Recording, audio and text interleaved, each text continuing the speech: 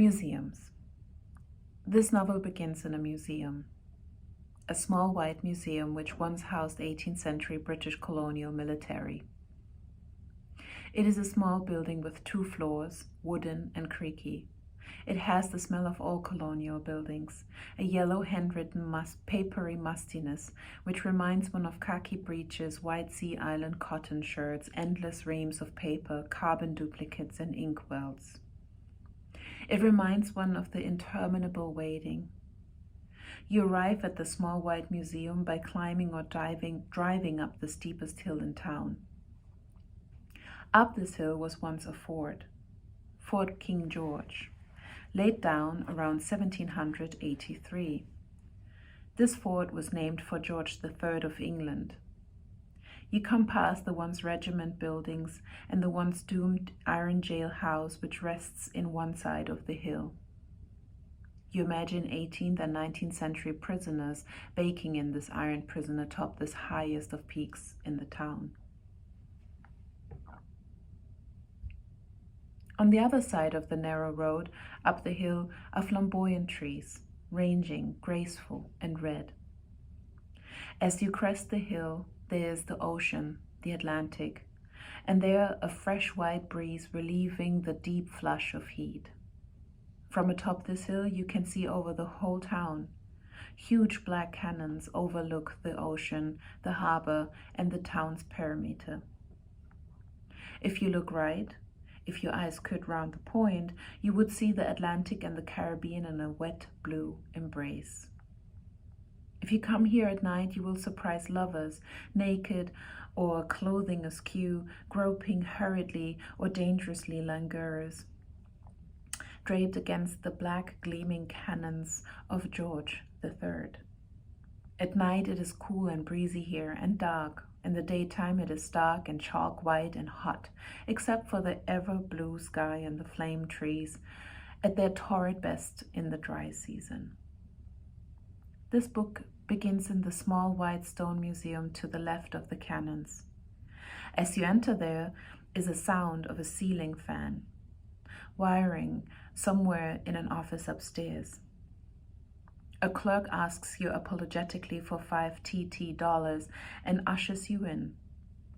On the first floor are bones, shells, stones, small carvings, arrowheads, broken amulets of the first people who inhabited this island. It strikes me that on the first floor of all our consciousness, all our imaginations in the Americas, there are these particular bones, shells, carvings, arrowheads, broken amulets of the first people who inhabited this new world. The legends on the glass cabinet seem unsure of dates, names. There's not enough money to investigate details, the curator says. To enhance the exhibit, the curator has installed a carved boat from Guyana or Suriname, the kind these people must have used 2,000 or 3,000 years ago to make the trip by water to this island from the South American continent. Already this novel is about forgetting. Several millennia have been consumed in the airless small room of this exhibit. The small wreckage of broken stones, bones, and carvings strewn in a glass case without classification or dating is what is left of millions of journeys, millions of songs, millions of daily acts, millions of memories that no one remembers. On this hill, with its wide, sumptuous view of black, glittering water at night, its blue forever in the daytime, its museum's vain attempt at recollection is visited by few. Guilt makes me want to stop longer at the glass cabinet, even though it is possible to see all there is here in a matter of minutes. Fear of disrespect to something quite old makes me linger, but then sheepishly move on. Out of the corner of my eye, I see a wicker sack where bitter cassava was drained of its poison. I see an arrow whose head might have been tarred with warara. I make a note without even knowing why, and I walk away.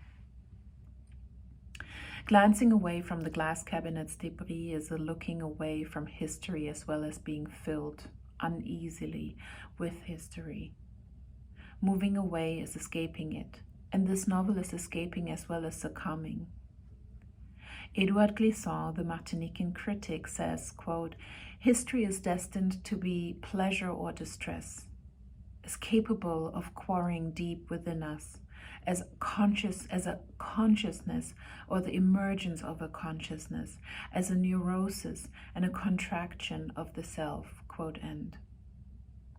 This novel begins, "As I move to the staircase to the second floor, the staircase creaks before my weight has time to rest on it. It creaks from the thought of another body weighing it down, inquiring." The feeling that I carry from the glass cabinet to the stairs is already in the novel. Discomfort. This novel will not breathe on those bones. If it does, it will be brief, like the brief rain the Caribs disappear into on this work's second page. It will be brief and therefore mythic. Those bones warn me that everything after I have made up, I have invented in absence. Moving up the staircase to the next rooms of the museum where this novel begins, I'm distressed, in Glissant's sense, and also curious, which is pleasure. The rooms above contain maps, the works of 18th century cartographers, growing more and more skilled at forgetting as time passed. Maps ascertaining courses and distances, astronomic observations made on the land, latitudes taken at sea, soundings of banks and harbors and bays, bearings for ships. These cartographers, they were artists and poets. They were dreamers and imaginers as surely as I. On a chart of the Antilles or Caribe or Caribs Island with the Virgin Isles by Louis de la Rochette, drawn and published in 1784, they are angels or cherubs, mouths pursed, blowing the trade winds west on the Atlantic. You must remember this one point of the Middle Passage. People are to be lost here, drowned here. People are to be sold, backs and hearts broken. Those cherubs, their sweet lips pursed, blow a rough trade. Only an artist could render an angel here. Wonderful wind roses adorn these maps, ships under full sails, cartouches of sovereigns, great explorers, and welcoming nubile natives.